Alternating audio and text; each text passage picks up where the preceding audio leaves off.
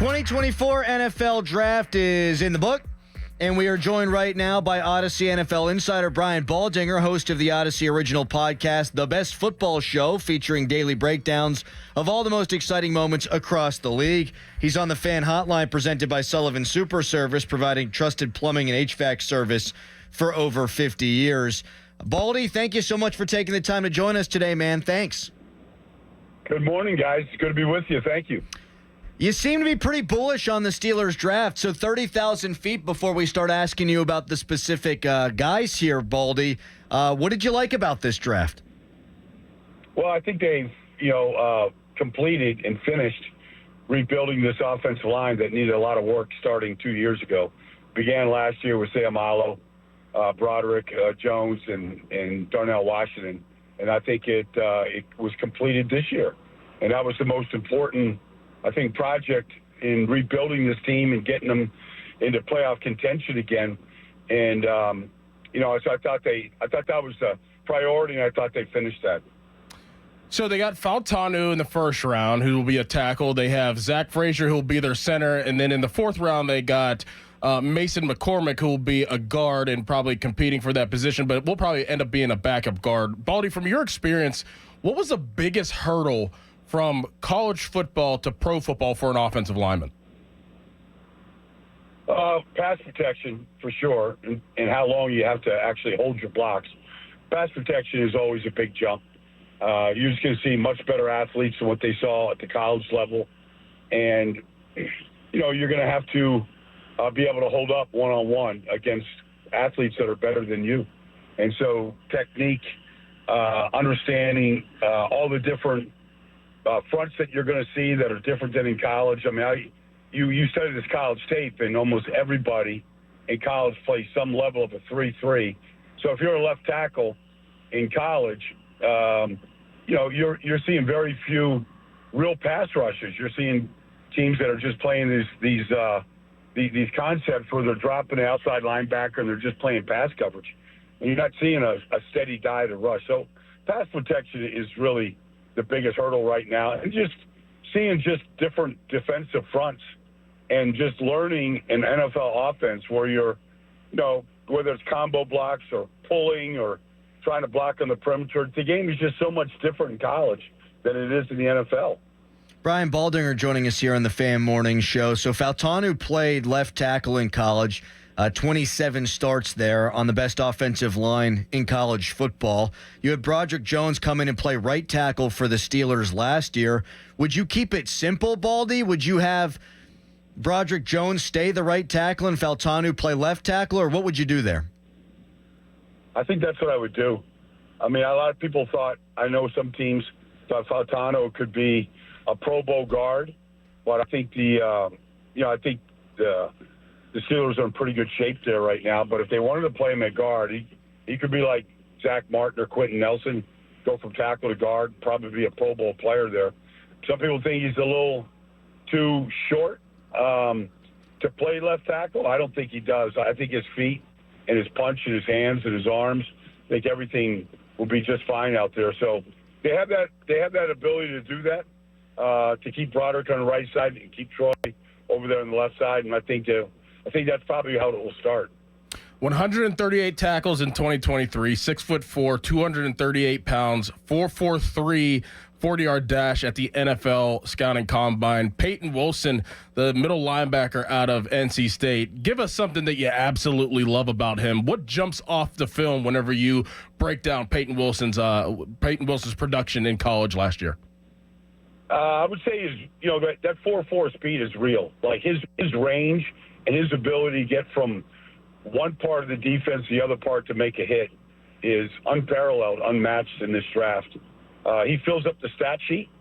And, I think he's really – there's one thing to be able to, stop the run and be able to skate and slide and do all the things you got to do a linebacker, but his pass coverage is excellent. He gets his hands on a lot of footballs, had interceptions. There's really nothing that he can't do. I didn't think maybe Adrian Cooper on a great day was his parallel, but I just think he's a very unique player. From his size to his range to his speed. And when he gets there, like, he smacks you hard. like, I don't know. He just looks like he's like, I know he's had the injuries, and you got to consider that. But if he didn't have some of the injuries that he had, I mean, he started in high school with a torn ACL, but if he didn't have the injuries, he was a top 20 pick, and he'd be right up there with how we evaluated Roquan Smith and some of the other top-level inside linebackers. Brian Baldinger joining us here on the Fan Morning Show. Where did you have Zach Frazier ranked among your centers? And do you think he's a guy, I think he's going to have to, but do you think he's a guy that can come in and play at a high level right away? I think he'll be in the starting center. I expect him to. This guy was a state wrestling champion. He was a 4.0 student. But you just watch him play. Watch him against Penn State. Watch him against some of the bigger schools. He handled himself really well. I expect him to be the starting center for the Steelers next year. That's what they wanted.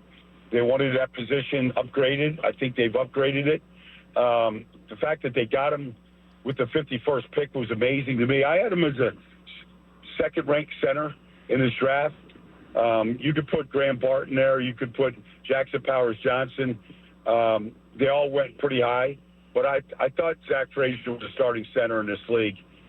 We saw two starting centers drafted in similar spots in the second round last year. Joe Tippmann with the Jets and, John Michael Schmitz with the Giants. And I think both those guys basically became starting centers right away for their teams. I think Zach Frazier will as well. Baldy, do you believe in Arthur Smith's offensive vision? And do you think that that'll work out here in Pittsburgh this year? Do you think that the relationship with him and Russell Wilson and Justin Fields, you think that on-field relationship will be a hit? I mean, you obviously know that Russell Wilson, it didn't work out with Hackett, didn't work out with Sean Payton. Could this be something and a good marriage as we hit the 2024 season running? I think it can. I think it can be. I think it's going to be the best offensive line by far that he's played behind, and probably ever. Once this group really begins to gel and come together, I think that's going to help him. He's always been a guy that wanted to move, that because of his size and his height, he's always had to, find the openings in order to make these throws. Roman Wilson might remind him a little bit of Tyler Lockett. One thing I remember about Russell, when DK Metcalf was drafted, people thought he was just, pretty much they had him pegged as just a go route guy and a guy that played out in the edge, but we found out he could run every route pretty well.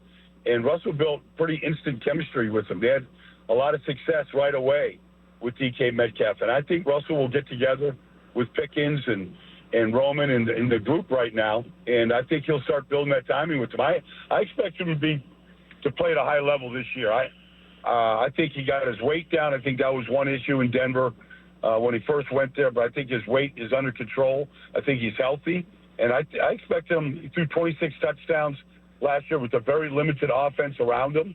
I would expect somewhere around the 30 touchdown mark would be the base for Russell Wilson this year. And last year they threw 13 touchdown passes between the three quarterbacks. I expect that to more than double this year. Brian Baldinger here with us on the Fan Morning Show, and one of the guys he'll be throwing to you just mentioned there is Roman Wilson. And what jumps off to me as an internet scout, Baldy, is his toughness, man. I think PFF had him with 67 targets and just one drop. It kind of feels like the theme of this class is toughness. Well, I think that was a big factor of what they were looking for in all their players. And you can go right through them. And all the way down to Mason McCormick and Logan Lee and the traits and what they look like and how they played and how they sort of jumped off the page with their level of toughness. I think it was a priority that if you're going to try to win, which is still the best in football, you've got to have those qualities. You got to have those traits. And there's just no place for immaturity. There's no place for guys that come off the field because something happened or they got dinged. I mean, this is something that they were trying to build, just a toughness fiber that they want to run right through that organization. I thought they drafted a good class of those kind of players. How do the Steelers compare right now, roster-wise, with the teams they're fighting with in the AFC North?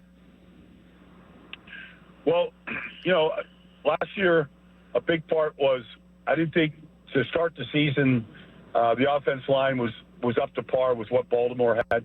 They didn't run the ball. They got better as the season went on. You saw the difference that Seumalo made, that Broderick made at right tackle. The offense line has to play at a high level, and the quarterback has to play better. I mean, the quarterback play wasn't good enough last year, nor the year before, and so that's what they got to get. I think everything else is in place right now to compete with Pittsburgh and Cincinnati and Cleveland. I think the quarterback play has to get better, and Russell has to provide that. And I think around him, it has improved. So if the quarterback play gets better, there's no reason why they can't play with the other teams in that division. Audacy NFL insider Brian Baldinger. Baldy, appreciate the time. Thank you very much. Yeah, my pleasure, guys. Talk to you soon. Thanks. All right. Take care. Brian Baldinger. And you can listen to his podcast, The Best Football Show with Brian Baldinger, on the Audacy app, or subscribe wherever you get your podcasts. Holy cow, he's high on the Steelers, man. Yes, he is. He thinks Russell Wilson's going to throw at least 30 touchdowns this year.